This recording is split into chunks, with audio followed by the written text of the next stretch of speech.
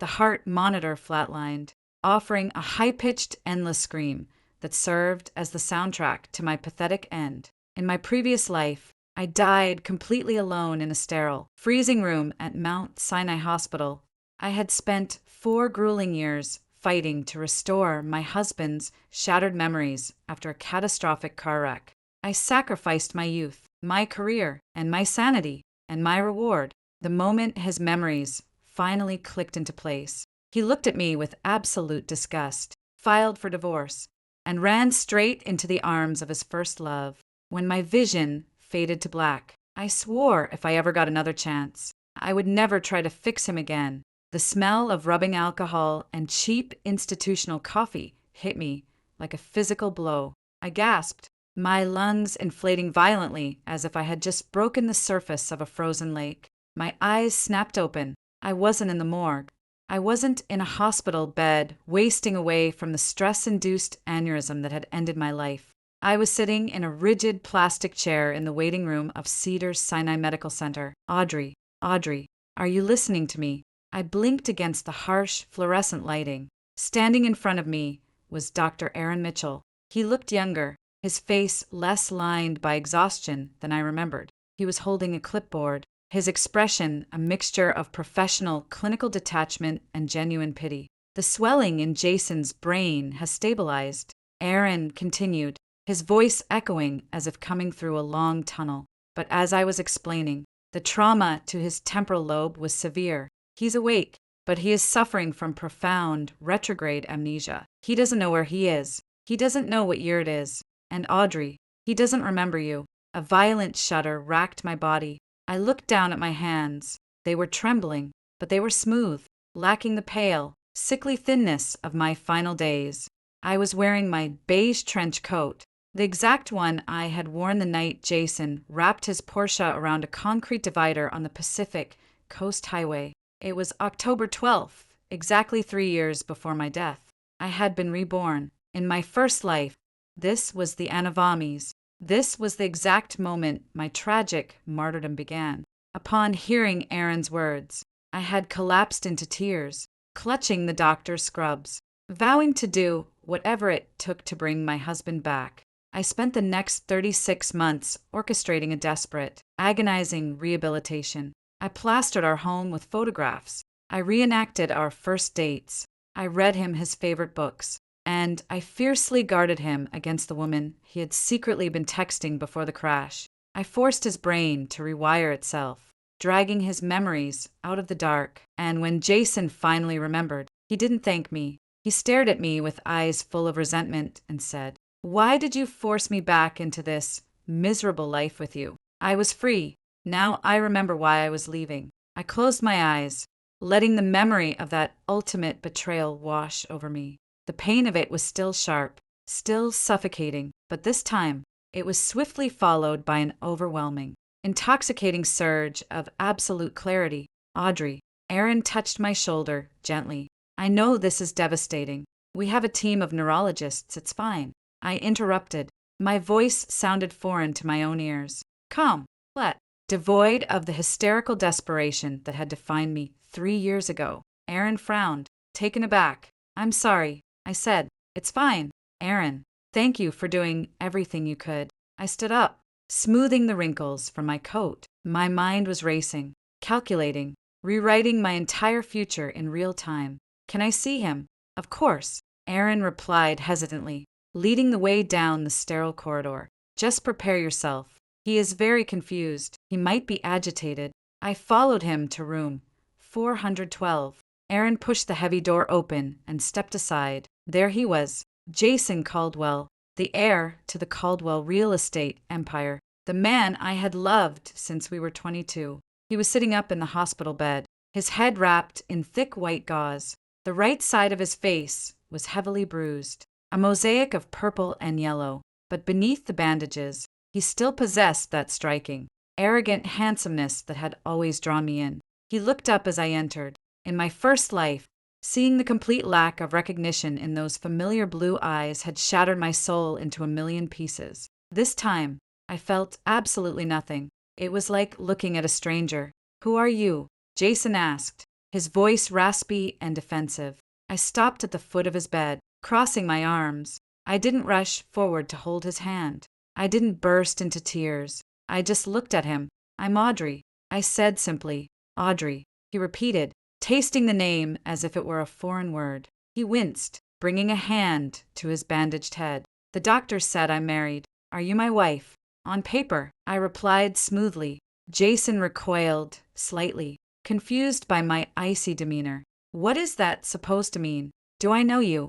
I mean, obviously I know you, but why don't I feel anything? Because our marriage was over long before you drove your car into a wall. I lied. Well, it was a half-lie. Our marriage had been deeply flawed, held together by my blind devotion and his comfortable apathy, but we hadn't been actively divorcing. However, in this new life, I was changing the narrative immediately. Jason stared at me, his brow furrowing as he tried to grasp the concept. Before he could ask another question, a frantic commotion erupted in the hallway outside. Where is he? Let me through. The shrill, panicked voice cut through the quiet hum of the intensive care unit. A second later, the door to room 412 flew open, and she burst in. Jessica Blaine. She was exactly as I remembered her from this day. Petite, fragile, with perfectly disheveled blonde hair and wide, tear-filled hazel eyes. She was an artist, a free spirit who had dated Jason in college before his overbearing family chased her away for not being pedigree enough. 6 months before the crash, she had returned to the city, and Jason had been secretly meeting her. I had found the coffee receipts, the lingering scent of her cheap vanilla perfume on his coats. In my previous life, when Jessica stormed into this room, I had completely lost my mind. I screamed at her, called security, and physically shoved her out into the hallway, claiming my territory as the devoted wife. It had been the beginning of a bitter, multi-year war where I played the villainous, possessive spouse, keeping the tragic amnesiac away from his true love. This time, I took a step back and gestured toward the bed as if offering her a seat at a restaurant. Jason, Jessica sobbed, rushing past me without a second glance. She threw herself onto the edge of the bed, burying her face in his neck, careful not to hit his bandages. Oh my God, Jason, I heard about the crash on the news. I was so terrified. I thought I lost you. Jason stiffened.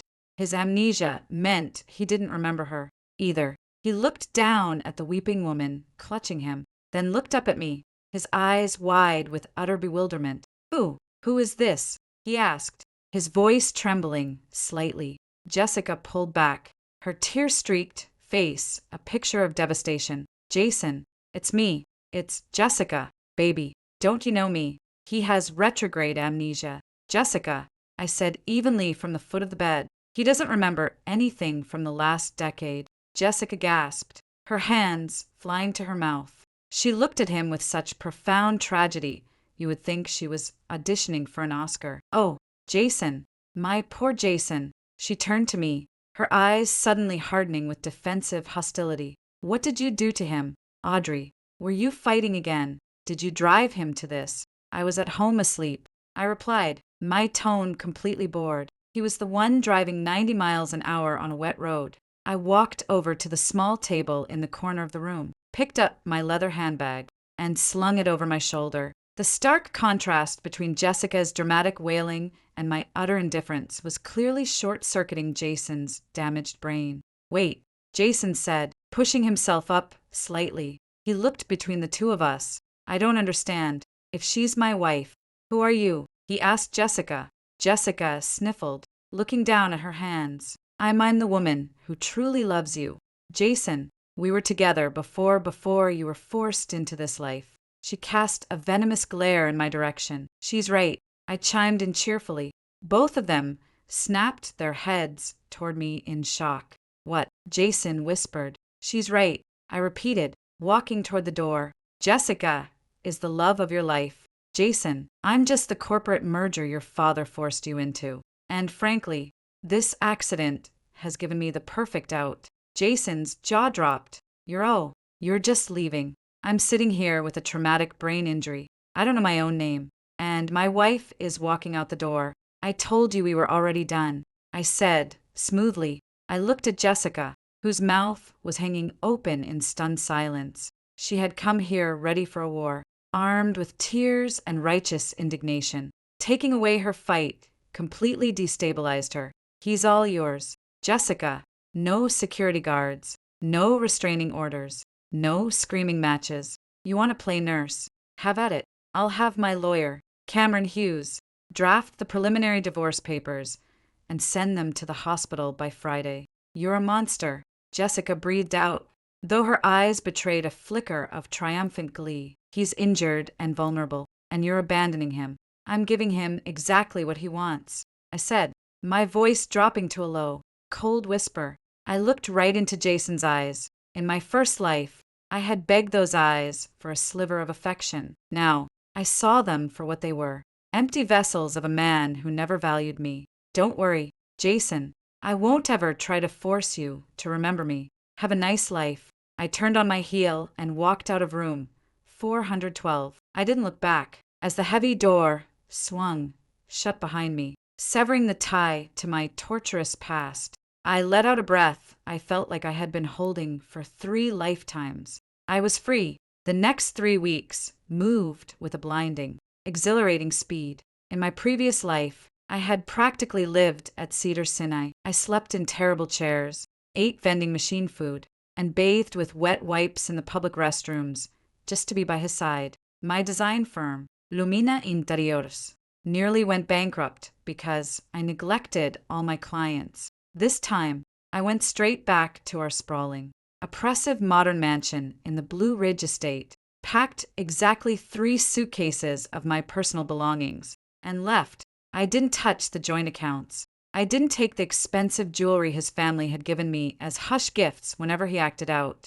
I took only what I had earned myself, and I leased a beautiful, sun-drenched loft in the Arts District downtown. By Tuesday, my lawyer, Cameron, had delivered the divorce papers to Jason's hospital room. Cameron called me from his car immediately afterward.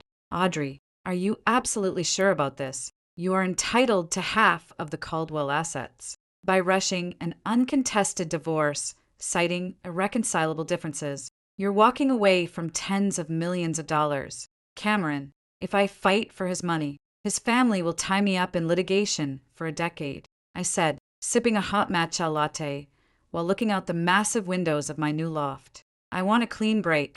Today. Did he sign them? He did. Cameron sounded baffled, though he seemed confused. He asked where you were. I told him you were busy running your firm. The Blaine woman, Jessica, she practically guided his hand to sign the documents. She's hovering over him like a hawk. Let her. I smiled. Process the paperwork. Cameron, get a judge to expedite it. With Jason out of my life, my energy skyrocketed. I poured all the agonizing dedication I had once wasted on his recovery into Lumina Interiors. I pitched to high-end commercial clients, redesigned boutique hotels, and networked ruthlessly without the emotional anchor of a dying marriage dragging me down. My firm's revenue tripled in 6 months. Meanwhile, through the city's elite gossip mill, I heard the updates on Jason Caldwell. His physical recovery was miraculous. The bruises faded, the bandages came off, but his memory remained a total blank slate. The Caldwell family patriarch had initially tried to bar Jessica from the hospital, but without me there to act as the family's obedient enforcer, Jessica easily manipulated the narrative. She played the devoted, tearful caretaker. She convinced an amnesiac Jason that his family was toxic and controlling, and that I had been a cold, abusive wife who abandoned him the second he was no longer useful. Because Jason's brain had no memories to contradict her, he believed her completely. He fell in love with Jessica all over again, though this time it was built on a foundation of dependency rather than youthful rebellion. 9 months after the accident, the ink on our divorce decree was fully dry. 11 months after the accident, my phone buzzed with an incoming text from Natalie, a mutual society friend. It was a photo. Jason and Jessica. They were standing under a floral arch at the Waverly Country Club. Jason was in a sharp tuxedo, looking healthy and handsome, though there was a slight, vacant hesitation in his posture. Jessica was wearing a flowing, bohemian white gown, beaming triumphantly at the camera. Caption: The amnesiac heir marries his true love. Can you believe they actually did it? Audrey, are you okay? I looked at the photo. In my previous life, seeing him with her had felt like someone slowly carving out my organs with a rusted spoon. Today, I felt the same mild amusement one might feel watching a predictable soap opera on television. I replied, never better. Send them my regards. I tossed my phone onto the sofa and went back to reviewing blueprints. I was thriving. Jason was happily married to his angel. Jessica had won the prize she always wanted. Everything was perfectly in its place. But the human brain is a terrifying, unpredictable organ. And as a doctor had once warned me in a life I left behind, profound amnesia is rarely permanent. Traumatic memories are not erased. They are merely locked behind a door, and eventually, the hinges on that door begin to rust. It started quietly, exactly 2 years after the crash. For the first 2 years following the finalization of our divorce, my life was a masterclass in upward trajectory. Divesting myself of the emotional black hole that was Jason Caldwell was the greatest business decision I ever made. Luminette Interiors outgrew its modest arts district beginnings, and I signed a 10-year lease on a stunning, glass-walled office space in West Hollywood overlooking the sprawling canopy of the Hollywood Hills. I was 31, wealthy in my own right, and entirely, selfishly happy. I dated a brilliant architect named Donovan for a few months, traveled to Milan for the Salone Del Mobile Design Fair, and completely stopped checking the social media orbits that still revolved around my ex-husband. But Los Angeles high society is a remarkably small, incestuous ecosystem. You can ignore the players, but you can't escape the whispers. According to Natalie, my ever-reliable conduit for unverified country club gossip, the honeymoon phase for the reborn amnesiac Jason and his bohemian savior, Jessica, had violently expired. Jessica had built their life in a sprawling, chaotic beachfront compound in Malibu. She filled it with her abstract canvases, crystals, and a rotating cast of transient artistic friends. For a man recovering from a traumatic brain injury, the initial lack of structure and demands might have felt like a sanctuary. Jessica had successfully painted me as a draconian corporate warden who had kept his soul imprisoned in boardrooms and bespoke suits. But the human brain is hardwired with innate temperaments that no amount of amnesia can permanently erase. Jason was born into the Caldwell real estate dynasty. His DNA was laced with high-stakes negotiations, pristine architectural lines, and rigid schedules. He looks miserable, Audrey. Natalie told me over martinis at the San Vicente bungalows one evening. I saw them at the Mocha Gala last weekend. Jessica was practically hanging off his neck, introducing him to all these fringe installation artists. Jason looked like he was trying to solve a complex math equation in his head just to disassociate. He was wearing this awful, unstructured linen suit she bought him. He kept tugging at the lapels like he was suffocating. I stirred my drink, feeling a detached sense of irony. He traded a gilded cage for a bohemian one. At least my cage had a decent ROI. The reality of Jason's situation became starkly clear 3 weeks later when I received an unexpected calendar invite. The sender was Montgomery Caldwell, Jason's formidable father and the patriarch of Caldwell Enterprises. In my first life, Montgomery had tolerated me because I kept his son disciplined. When Jason filed for divorce to run off with Jessica, Montgomery had coldly cut me off, siding with blood over loyalty. But in this life, I was the one who had walked away. I had left on my own terms, leaving Montgomery to deal with the fallout of his son marrying a woman the family despised. I met Montgomery at the Polo Lounge in the Beverly Hills Hotel. He looked a decade older than the last time I had seen him. The sharp, intimidating edge that usually defined him had dulled into a weary resignation.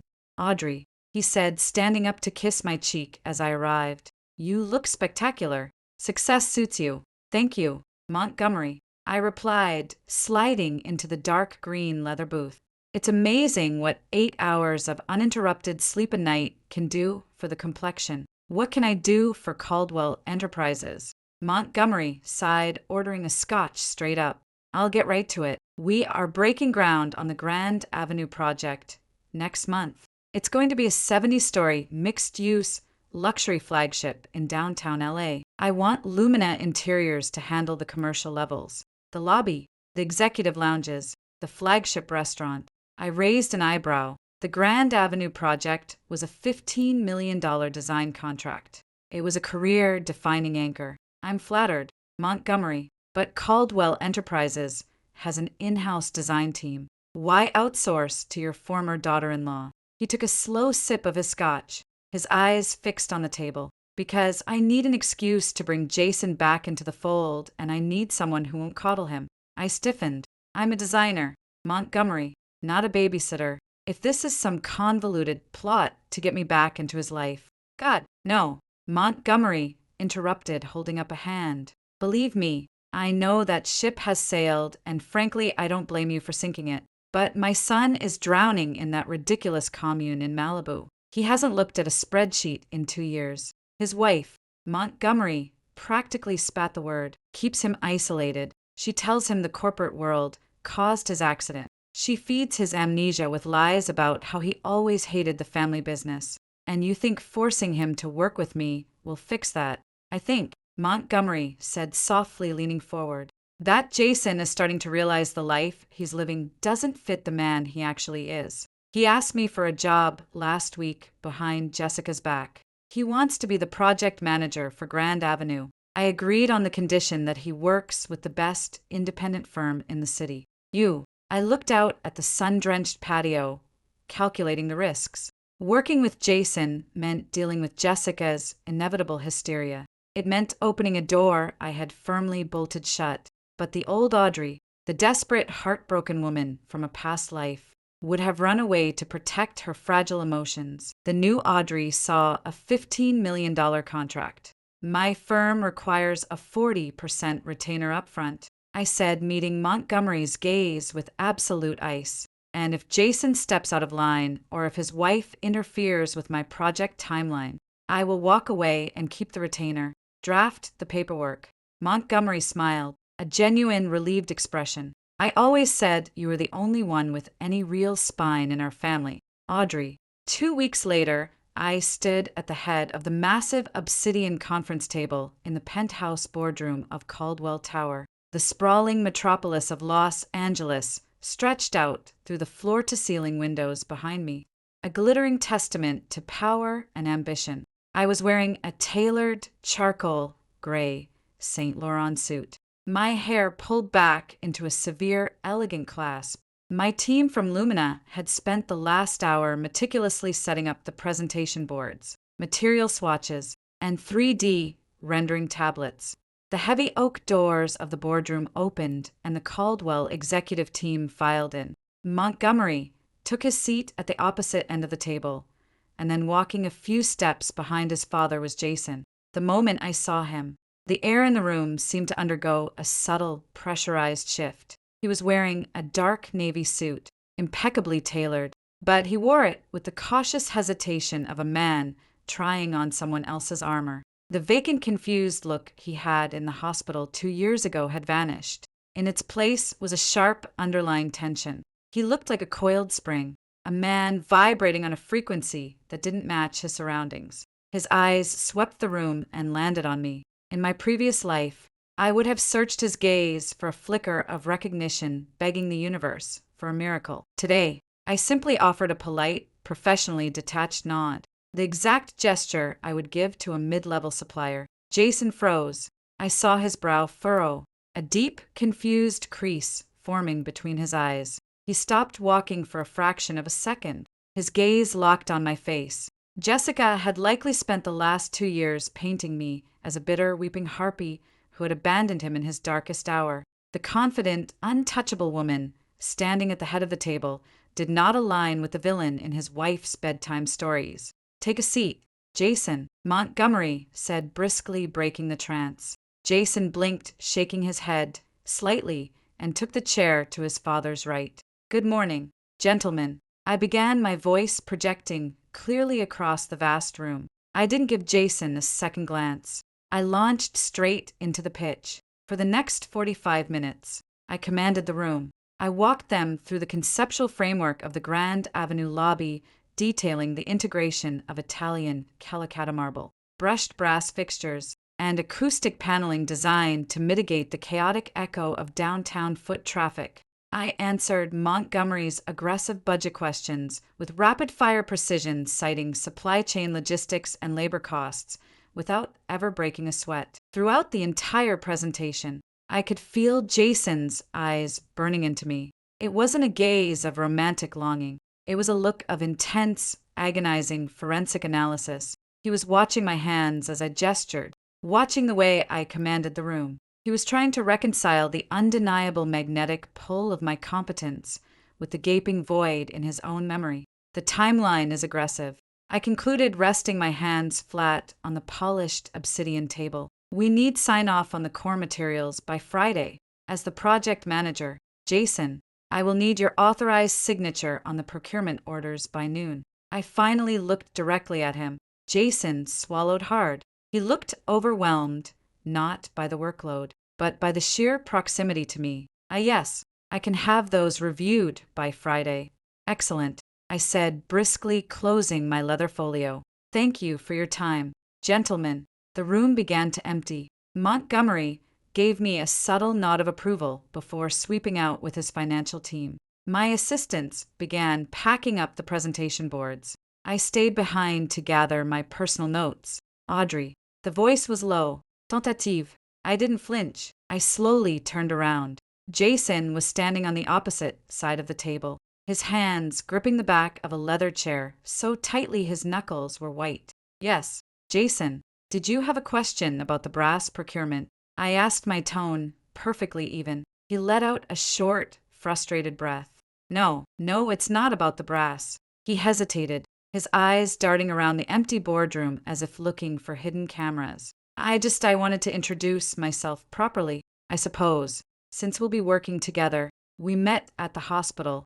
I reminded him coolly, though I suppose that wasn't much of an introduction. Right, the hospital. He winced, slightly pressing 2 fingers to his temple. Jessica told me you hated the corporate world. She said you only cared about social climbing. I let out a single sharp laugh. It wasn't mean. It was genuinely amused. Jessica is a remarkable storyteller, Jason, but you have the financial ledgers for Lumina Interiors in your project packet. Do I look like a woman who relies on social climbing? Jason looked down at the thick binder of data I had just handed him. He looked back up at me, his blue eyes swimming with a desperate confusion. No, you don't. He took a step around the table, closing the distance between us. When you were presenting the way you structured the timeline, the way you handled my father's objections. It's my job. It felt familiar. He blurted out. The confession seemed to shock even him. He stopped 3 feet away from me. I don't remember you, Audrey. I swear to God my head is totally empty when it comes to our marriage. But sitting there listening to you, my chest felt tight, like my body was expecting you to say those exact words. Why, in my first life, this moment would have been my ultimate victory. I would have closed the gap, touched his face, and told him our souls were remembering each other. In this life, I simply picked up my briefcase. Muscle memory is a strange thing. Jason, I said smoothly, walking past him toward the door. As I brushed past his shoulder, the subtle, unmistakable scent of my perfume, Baccarat Rouge 540, drifted between us. I heard him gasp.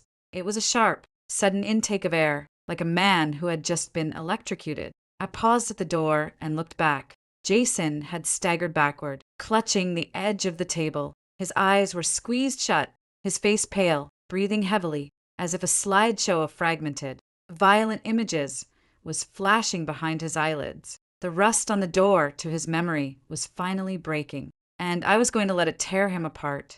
Have the procurement orders on my desk by Friday noon. Jason, I said, and walked out. The procurement orders arrived on my desk at precisely 11:45 a.m. on Friday. My lead assistant, Bianca, placed the manila folder in front of me with a raised eyebrow. Hand-delivered by a courier from Caldwell Enterprises, Bianca noted, tapping the thick stack of papers. But you might want to check the signature on the last page. It looks like it was signed by someone experiencing a minor seismic event. I flipped to the authorization page. Bianca wasn't exaggerating. Jason's signature, usually a domineering, sweeping script that matched his father's, was jagged and erratic. The pen had torn through the heavy cardstock in 2 places, betraying a violently unsteady hand. Over the next month, the cracks in Jason's carefully curated amnesic reality began to splinter with alarming speed. It started with the phone calls. Initially, they were strictly business questions about the Italian marble suppliers, inquiries about the HVAC integration in the lobby. But soon, the calls bled past 6:00 p. and then past 8:00 p.m. The questions became flimsier, transparent excuses just to keep me on the line. I answered every call with the same sterile, automated courtesy I would offer a telemarketer, offering zero emotional traction. Audrey, he murmured over the phone one Thursday night. It was past 10:00 p.m. I was sitting on my velvet sofa, reviewing the lighting schematics from our chief contractor, Maxwell. Jason's voice sounded hollow, rough around the edges, as if he hadn't slept in days. The acoustic panels. You said they absorb the echo. Do they? Do they block out everything? They mitigate ambient noise. Jason, they don't defy the laws of physics. I replied without looking up from my iPad. Is there a specific decibel rating Montgomery is concerned about? No, not my father. A heavy, ragged sigh filtered through the speaker. It's just so loud in my head lately. It's like hearing a crowded room through a thick wall. I can hear people talking. I can feel the panic, but I can't make out the words. Does that make sense? You should consult Dr. Mitchell, I said coldly. I'm a designer, not a neurologist. If we're done with the acoustics, I have other work. Wait, he pleaded. The desperation in his voice was palpable. Jessica says, she says before the crash, you used to scream at me. She says our house was a war zone. But when I hear your voice now, my heart rate drops. My hands stop shaking. If you hated me so much, why does my body feel like you're the only safe place in the world?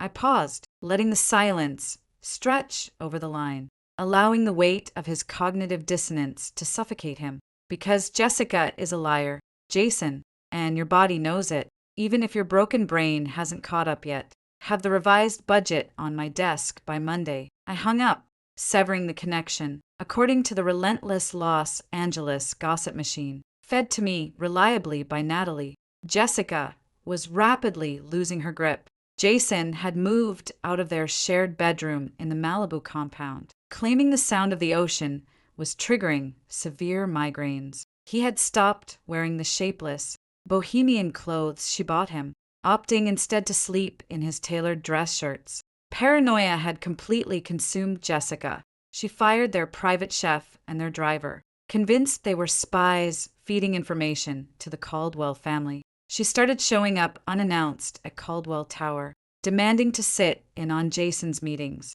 hovering over him like a prison warden. But she couldn't stop the inevitable. Traumatic memories are like water. They will always find the hairline fractures in a dam. The physical deterioration of Jason Caldwell was startling. 6 weeks into the Grand Avenue project, he walked into the Lumina Interiors office for an in-person review. Bianca actually gasped when she saw him. He looked like a ghost haunting his own expensive suit. Deep, purple bruises of exhaustion painted the skin beneath his eyes. He had lost at least 10 pounds, the sharp angles of his jaw now looking skeletal rather than handsome. He bypassed my team entirely, walking straight into my glass-walled office and shutting the door behind him. He didn't sit down. He just stood there, gripping the edge of my desk, trembling violently. A blue velvet sofa. He gasped, his chest heaving as if he had run 10 miles. His eyes were wide, dilated,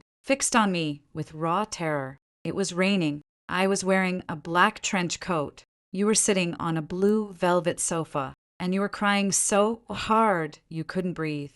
Why were you crying? Audrey, I leaned back in my ergonomic chair, crossing my legs. I felt a flicker of dark, vindictive satisfaction. The memory he was accessing was from the night of the crash. What did Jessica tell you about that night? I asked smoothly. Jason dragged a shaking hand through his hair, gripping the roots. She said you found out I was leaving, and you threw a glass at my head. She said you told me you wished I was dead, and you kicked me out into the storm. Fascinating. I replied, your wife has quite the flair for the dramatic. Tell me the truth. He suddenly shouted, his voice cracking with a desperate, agonizing pitch. Please, Audrey, I feel like I'm losing my mind. Every time I look at her, I feel sick to my stomach. Every time she touches me, my skin crawls. Why were you crying? I looked at him, feeling absolutely nothing for the shattered man standing before me. In my first life, I had spent hours rubbing his back, soothing his night terrors as these fragments resurfaced. I had absorbed his pain to keep him whole. Now, I let him bleed out. I was crying, I said, my voice dangerously soft and precise, because you had just finished packing your bags. You stood by the door, looked me dead in the eye, and told me that our entire marriage was a mistake. You said you were going to the Roosevelt Hotel to meet Jessica, and that you never wanted to see my face again. Jason staggered backward as if I had shot him in the chest. He hit the glass wall of my office, the impact rattling the heavy pane. No, he whispered, shaking his head frantically. No, she said, we were already together. She said, you were the one who. I didn't throw a glass. Jason, I interrupted, standing up. I sat on that blue sofa, and I let you walk out the door. You got into your Porsche, drove 90 miles an hour down the Pacific Coast Highway in a torrential downpour to get to your mistress, and you put your car into a concrete barrier. That is the truth. Now, if you are incapable of reviewing these electrical schematics today, send Montgomery in your place. I don't have time for a breakdown. Jason stared at me, his mouth opening and closing silently. The horror in his eyes was absolute. He was realizing that the foundation of his entire rebirth, the woman he had pledged his life to, was built on a sickening, manipulative lie. He turned and bolted from my office, nearly tearing the door off its hinges, leaving his briefcase behind. The breaking point arrived 2 weeks later at the site of the Grand Avenue project. It was a Tuesday afternoon. We were conducting a critical hard hat walkthrough of the unfinished 70-story tower. The environment was raw, visceral, and chaotic. Exposed steel girders, pouring concrete, the deafening roar of industrial drills, and the sharp scent of ozone and dust. Jason was walking beside me, flanked by Montgomery and my lead contractor, Maxwell. Jason looked worse than ever. He was sweating profusely despite the cool autumn air, his eyes darting around the cavernous, unfinished lobby as if expecting an ambush. He kept rubbing his temples, flinching violently every time a steel beam clanged in the distance. The structural load for the marble installations requires a secondary reinforcement grid here, I explained, pointing to the blueprint on my tablet, raising my voice over the noise. Jason just nodded vaguely, swaying slightly on his feet. Montgomery looked at his son with deep, barely concealed disgust. Are you listening, Jason? Montgomery snapped. Audrey is handing you a master class in project management, and you look like you're on narcotics. Before Jason could formulate a defense, the screech of tires echoed from the loading dock, just outside the perimeter fencing. A black Range Rover had blown past the security checkpoint, skidding to a halt near the cement mixers. The driver's door flew open, and Jessica Blaine climbed out. She looked entirely unhinged. She was wearing silk pajamas under a massive fur coat, her blonde hair tangled and wild. She had clearly bypassed all safety protocols, marching straight into the active construction zone without a hard hat. Her eyes locked onto our group like a heat-seeking missile. Jason, she screamed, her voice piercing through the heavy industrial noise. The construction workers paused,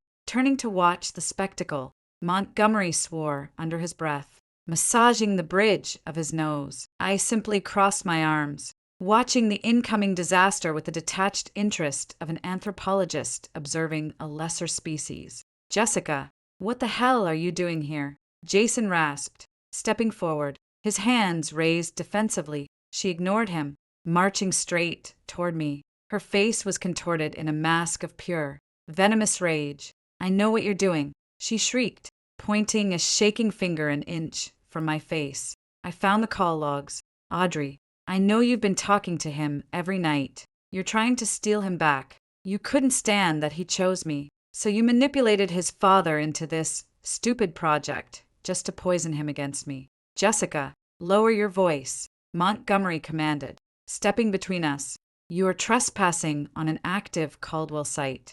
Security will escort you out. Don't you touch me, you old tyrant. She spat at Montgomery before turning her manic glare back to Jason. She grabbed his arm, her acrylic nails digging into the fabric of his suit.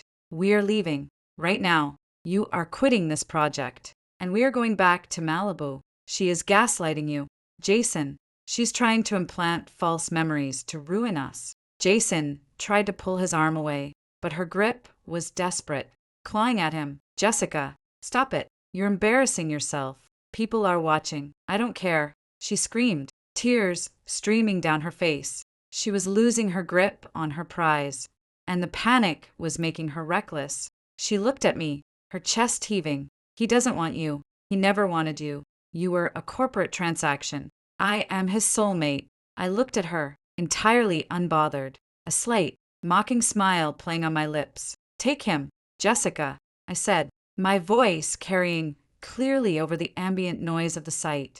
I left the hospital 2 years ago and gave him to you with a bow on top. I don't want your husband, but I highly suggest you ask him why he's the one calling me. Jessica let out a guttural sound of frustration and yanked Jason violently by the lapels of his jacket.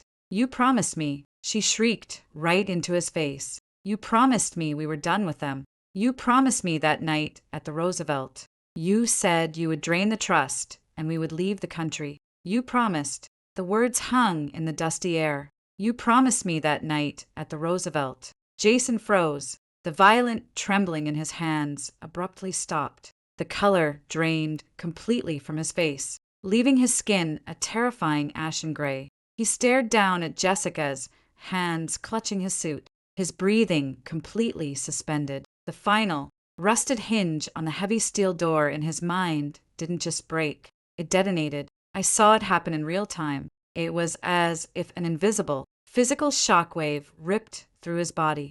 His pupils blew wide open, consuming the blue of his irises. The dam had collapsed, and a decade of suppressed, agonizing history flooded his damaged brain in a single, catastrophic millisecond. He didn't just remember the crash. He remembered everything. He remembered our wedding. He remembered the quiet Sunday mornings in our old estate. He remembered my patience, my loyalty, and my unwavering support against his father's cruelty. He remembered the exact smell of my Baccarat Rouge perfume. He remembered lying to my face for months. He remembered the sneer on his own lips when he packed his bags. He remembered driving like a madman in the rain, screaming at Jessica over the Bluetooth because she was threatening to expose them if he didn't secure the trust fund money before midnight.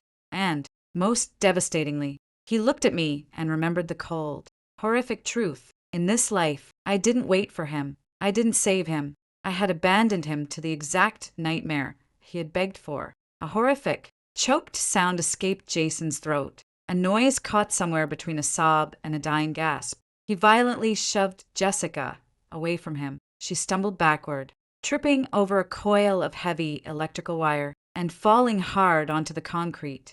Jason, Jessica cried out, confused and suddenly terrified by the look of absolute murder in his eyes. Jason didn't look at her. He dropped to his knees right there on the filthy, dust-covered concrete. He clutched his head with both hands, his fingers digging into his scalp as if trying to physically hold his skull together. He let out a ragged, agonizing scream of pure, unadulterated torment that echoed off the steel girders, silencing the entire construction site. Oh God, Jason wept, rocking back and forth, the tears cutting tracks through the dust on his face. He looked up at me from his knees, his face a portrait of total devastation, the arrogant air entirely broken.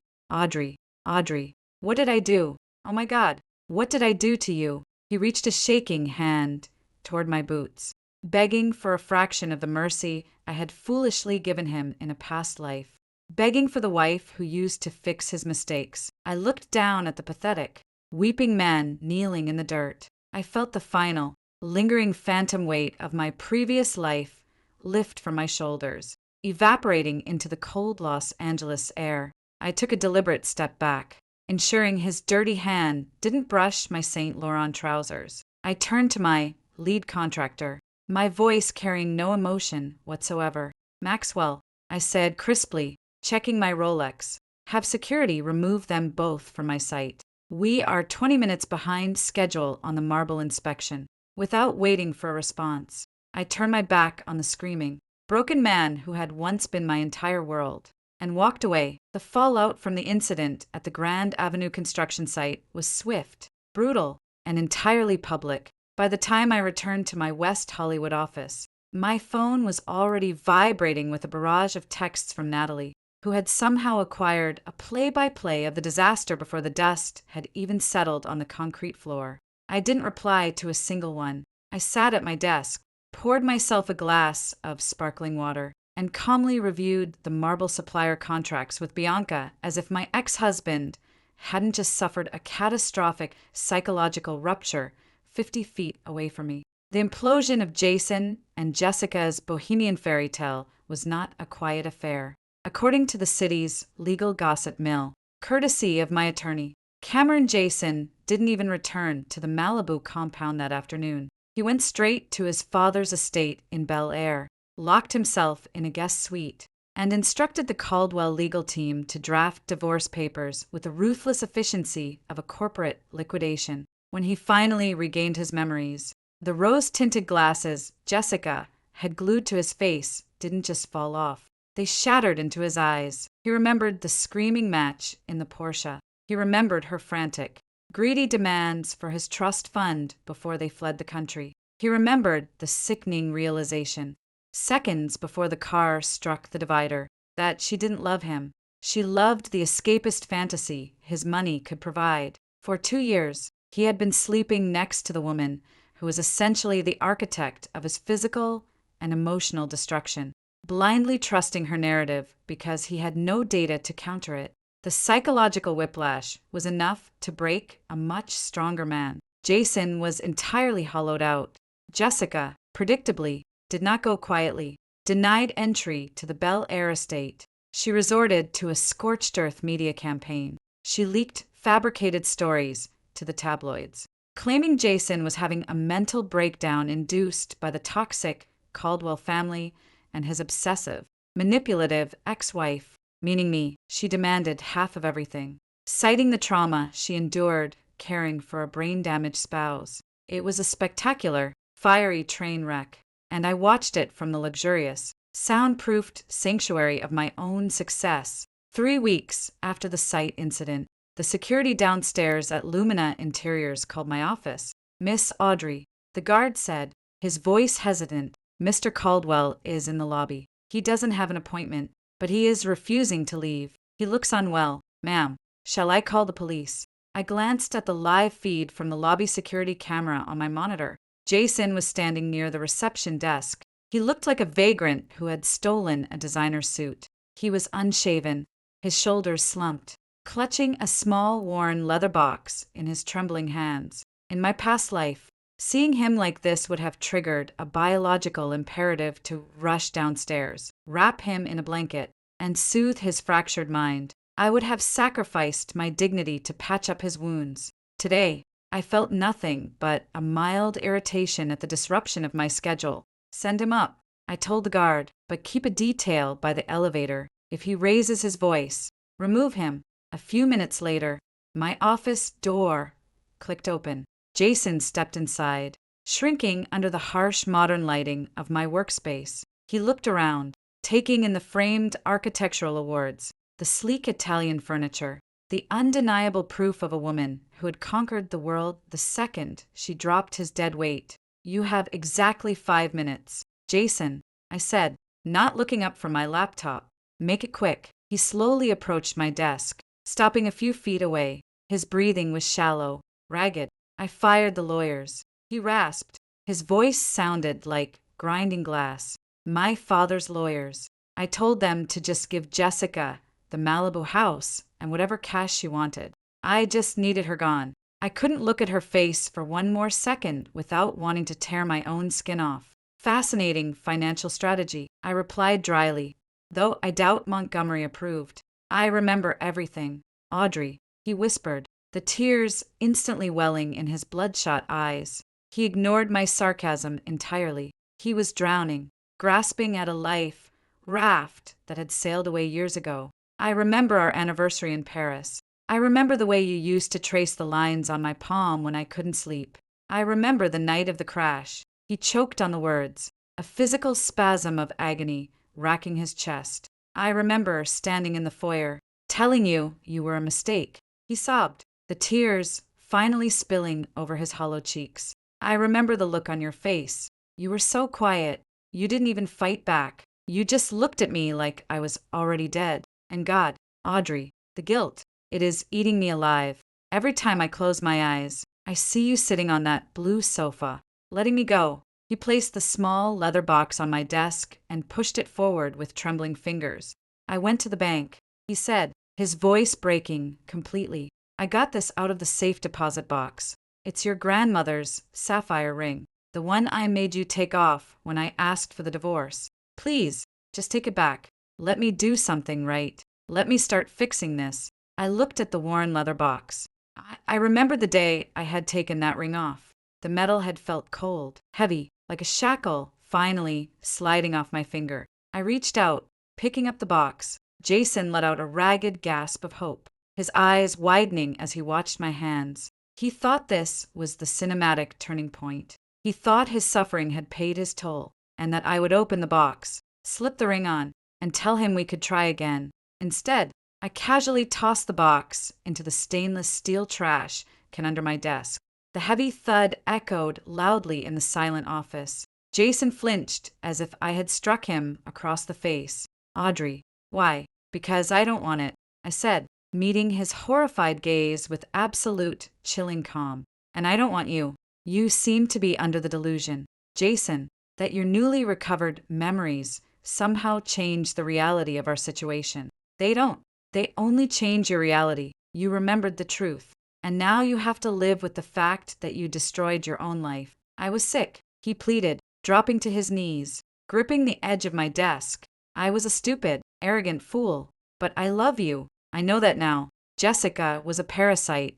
She manipulated my amnesia. Stop, I commanded, my voice slicing through his pathetic groveling like a scalpel. I leaned forward, looking down at him.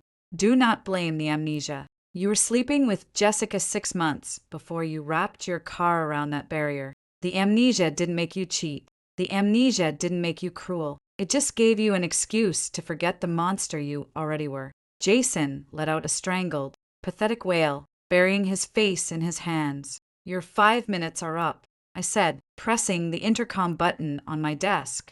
Security, Mr. Caldwell is ready to be escorted out. Please, he begged, not moving from the floor, his tears leaving wet stains on the polished hardwood. Just tell me how to fix it. Tell me what to do. I'll do anything. There is nothing to fix. Jason, I said softly, delivering the final, fatal blow to his ego. Because nothing is broken. My life is perfect. You are simply no longer part of it. The security guards entered, lifting him by his armpits. He didn't struggle. All the fight, all the arrogant Caldwell fire had been permanently extinguished. He looked back at me one last time before the doors closed, his eyes completely dead. He had finally realized the true horror of his situation. I wasn't angry anymore. I was utterly indifferent. 6 months later, the winter air in Los Angeles was crisp and clear, a rare, perfect evening for the grand opening gala of the Grand Avenue project. The 70-story tower stood as a glittering monolith against the downtown skyline. The lobby, a sprawling masterpiece of Italian Calicut marble, brushed brass, and perfectly calibrated acoustic architecture was packed with the city's elite. Photographers flashed their cameras near the velvet ropes, capturing the city's most influential figures as they marveled at the space. I stood on the mezzanine balcony, looking down at the crowd, holding a flute of vintage champagne. I was wearing a custom emerald green silk gown that cascaded to the floor, my hair swept up in a flawless architectural twist.